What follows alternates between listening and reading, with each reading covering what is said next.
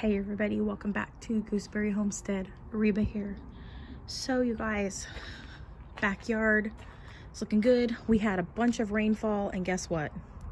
It's almost time to cut the lawn again. So I think what we'll end up doing is later on this week, probably Saturday if the weather's good, I'll have the boys come out and cut it again. And then maybe I can move the containers out of the way so they can go all the way down and then I can put them back. So we'll see. Everything is looking good out here. I've checked all the trees today. And they look great. I think I did a video the other day showing you guys that I had cleaned up all the herbs along the house here. So that looks really good. I think another thing this weekend I'm gonna tackle is this corner over here. I'm gonna completely clean it out. Never mind the towel. That needs to be rinsed off. The dog threw up in the house the other day and I didn't feel like messing with it, so I just cleaned it up and set it out here so nature could just, you know, rinse it off for me. Plus I was busy, so that's where it sits for the moment. It won't be there after this weekend either. Probably get to it probably tomorrow. But anyways, yeah, everything is looking so good out here. The quince here is getting ready to leaf out. These might actually be blossoms, you guys, but I don't know for sure. I've never seen a quince flower. My hands are dirty because I've been gardening a little bit. We have flowers on the cornelian cherries, which is really great. Little less on the bigger rescue one that's in this pot, but then the smaller one that I had purchased is full of blooms this year. So I'm hoping I get some cornelian cherries on it this year. Last year there was 0 on that one. So it'll be really cool to see what I get this year on this one. And there is one other cornelian cherry that I would really love to add to this small little collection of cornelian cherries, and that is the golden one. I've seen them at One Green World, so I may end up getting it from them in the future if they don't sell out. But they're really tasty, you guys. So highly recommend. Let's see here. I don't remember. I think this might be a cherry tree. I don't remember what this is. Let's look at the little tag. This one's Nanking cherry. So yeah, it's a type of cherry. So it's getting ready to leaf out. I don't know if we'll have cherries on it this year, but it's looking great. It's more of a bush variety. And then my little baby quince from the rootstock of my other quince. Looking really good, you guys. Now let's come over here. But before that, the blossom has not opened up yet on this here from my peach tree that I grew from a seed. So stay tuned. Now this is just something I got at the grocery store. I got a peach, tasted really great, you know, yada yada. And it was a cling-free peach, which I absolutely adore. And so I just decided to plant it. Will I get a cling-free peach? I don't know. And I honestly, by the time I get fruit off of this tree, I'm not even going to remember exactly what that peach tasted like. So to me, I don't care about whether or not the fruit that I plant is exactly like, or the seed that I plant tastes exactly like the fruit that I ate. I'm not about that business. Nobody's got time for that. You know what I'm saying? But yeah, my apple trees are looking good, getting ready to leaf out. Everything is turning green and getting ready to leaf out. I see flower clusters here on my, on all of these. This is my Ivan's Beauty Mountain Ash. Come on, focus, focus. Look at that, little flower clusters there. Let's see, there we go. And we've got a nice sunset. Really beautiful, you guys. The light is limited out here, but it's still really good. It shows up pretty well on the camera, so that's really great. Okay, coming over here. Blueberries galore. My husband said the other day I have a problem. I agree with him. I definitely have a problem, but the garden makes me so happy. I will be parting with some, not very many, but I will be parting with some of the varieties in my garden when we move. I haven't decided yet which ones, so that is to be determined. I definitely know for sure that pink popcorn is going to have a place in my garden. from the blueberries, as well as the pink lemonade. And there's a couple other varieties that I really, really love of the blueberries that are definitely going to have a place in my garden. Patriot and Spartan is also of those varieties. We'll just have to wait and see when it comes time to getting ready to move, whether or not I will end up bringing them all with me or what. All the elderberries are going to be coming with us when we do get ready to move. I don't know when we're going to move. I just like to be prepared, you guys. I finally have come to terms with the fact that we may be here longer than what I had anticipated. And so I'm learning to love right where I'm at. And so I'm just going to enjoy this really great backyard that we have and grow these really awesome plants while we're here and just enjoy it and not worry about it. Of the fig trees, I definitely know I'll be dwindling those down to I know I said 50 in the last one, but I think that's a bit much.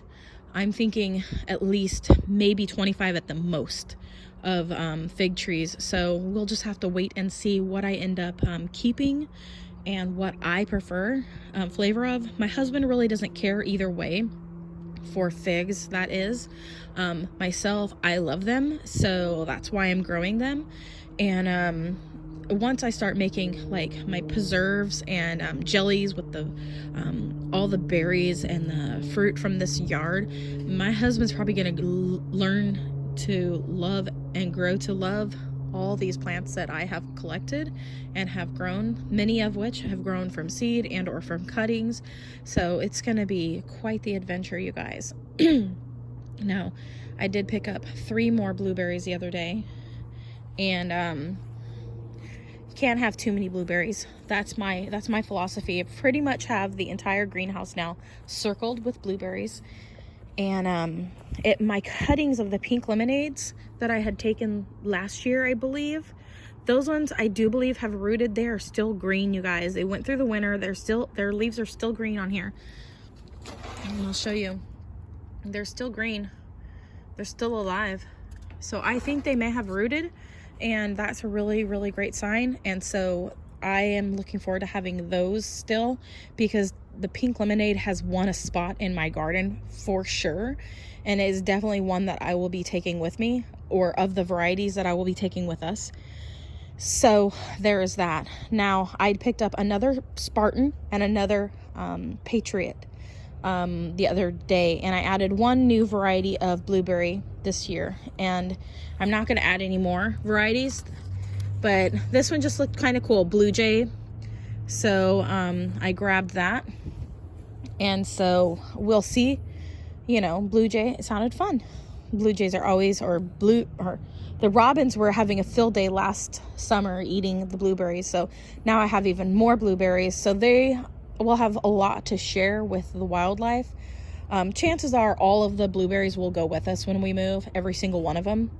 I never did get rid of the that one over here that I had talked about getting rid of. It's this one. Oh, I got another broken branch. I just saw when that snow came last month, it broke a lot of the branches right in this area.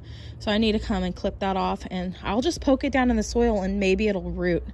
That's what happened with some of mine that I have rooted so far, is I've just taken broken limbs and I have just poked them back into the soil, and they have rooted. I've had better success with it that way.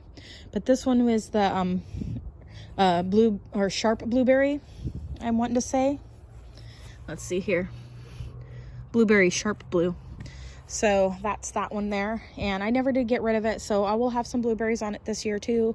I see a lot of flower clusters on it this year, so I'm so excited. And it just, you have to let this one ripen, at least in my grow zone, 8B or 8A or 8A, 8B, in this area where I'm at in the Pacific Northwest. And this one needs a little bit more time to ripen. So if you leave it on there longer, then it will have a better flavor to it, and it'll be a little bit sweeter. It's more of a subtle blueberry flavor, and so I'm looking forward to taste testing again this summer, seeing how the flavors have possibly developed, as these blueberries were fairly new last year, many of them, and they've had a chance to kind of like settle in their containers. We'll see. They probably will take on even more flavor once they go in ground. So I can't wait for that day, but I will have to. So over here, I have all of my blackberries and my raspberries right in these little marble containers. Now these containers are those marble, it's like a painted on marble effect. And these are trash cans from Walmart. And this one here, I just drilled holes in it. I've had it out here all winter upside down so it wouldn't collect water, but I just drilled holes in it because I'm gonna get dirt into it so that I can put some blackberries into it. And so I'm looking forward to doing that, and they are the thornless variety. I had gotten my sister-in-law some blackberries, and she nearly killed them last year. And so she hadn't gotten them into her larger pot. So I'm going to go ahead and pop those into here, grow those ones out. And then I'm going to try to root some, or maybe if I can get some babies off of that one to start in another container for her. That's what I'm planning on doing. So that way she can still end up with some, but I can make sure that they're really well established before I gift them back to her again. So we're doing a little bit of plant doctoring. So I'm planning on putting those into this one here and then having them labeled so I know which one's which and all that good jazz. And then I just kind of cleaned up everything over in this section this evening. And right in this container pot, I have the white blackberry. And I was removing all the old leaves from last season, and I look like I had a couple more on here that I want to remove because it's pushing out brand new leaves, and I really want these old ones off so that I can watch the new growth come on, just so I can keep an eye on it. Now right here I planted some brandywines. And now typically you don't really want your raspberries next to your blackberries for disease reasons. Blackberries sometimes can be susceptible to certain diseases. And don't ask me which ones. That's some of the reading I've done. And that's what they have said, the people who know everything. And so I'm trusting in that fact. And I don't remember what the names of these so-called diseases could be. But this is a white blackberry, so I think that it's probably safe for this brandywine raspberry to be planted in the container with it. So that's what I did. I had picked up 2 from Walmart brandywines and stuck them in here. I had already had a brandywine once before, but actually looked different than this. I remember it differently, so I'm wondering if it was mislabeled, or maybe it was a completely different variety that has the brandy in the name. That could be possible. So this one's the brandywine, and I have it planted next to the it's called polar berry, I'm wanting to say. Yeah, polar berry. And that's the wild white berry, white blackberry. So I have that one there. And then right next to this one is that other Burbank or Snowbank blackberry. It's also a white blackberry. And then I have a combination mixture of boysenberries mixed with blackberries for the majority of what's in my garden that I'm planning on keeping. So I'm pretty sure that I can keep them near my raspberries since they are related to the raspberries, but with another parent that is a blackberry. So I'm not so worried about having my raspberries next to my blackberries. I kind of really love the flavor of raspberries a lot, apparently, because I have an obsession with the raspberries. So I've always loved raspberries in the store and blueberries in the store, but I'm always too, what is the word? Too cheap. Yeah, that's it. I'm too cheap to purchase the fresh raspberries and the fresh blueberries at the grocery store because it just seems so expensive to me. in my mind. And so like I rarely ever, like there's only been a small handful of times that I've actually purchased fresh berries, and it was like if I was taking something for a potluck or it was a super special occasion would I even consider purchasing the fresh. So I don't generally purchase the fresh, but I have really enjoyed the last 5 years growing my own raspberries and blueberries and being able to consume them throughout the summer. In fact, I'm just looking forward to eating the berries fresh, cooking them in pancakes, and just really eating them fresh. I'm not really looking to preserve a lot of anything right now at this time, but just really enjoying the fresh produce that's coming in from my backyard during the summer is going to be just key for us this year. So I'll bring you guys along as things ripen up, and we'll do all the flavor testing with all the berries that I have. I do have one more raspberry coming in the mail, a fall gold, to replace the fall gold that I once had that actually died a couple winters ago when we had a really bad snowstorm. And it's another one of my real true favorites. So I will probably be putting it in one of these containers here with these other raspberries. And since this one's going to end up having, or I could put that one into this one here, possibly. Because, yeah, I might end up doing that because, you know, reasons. Oh, I know why.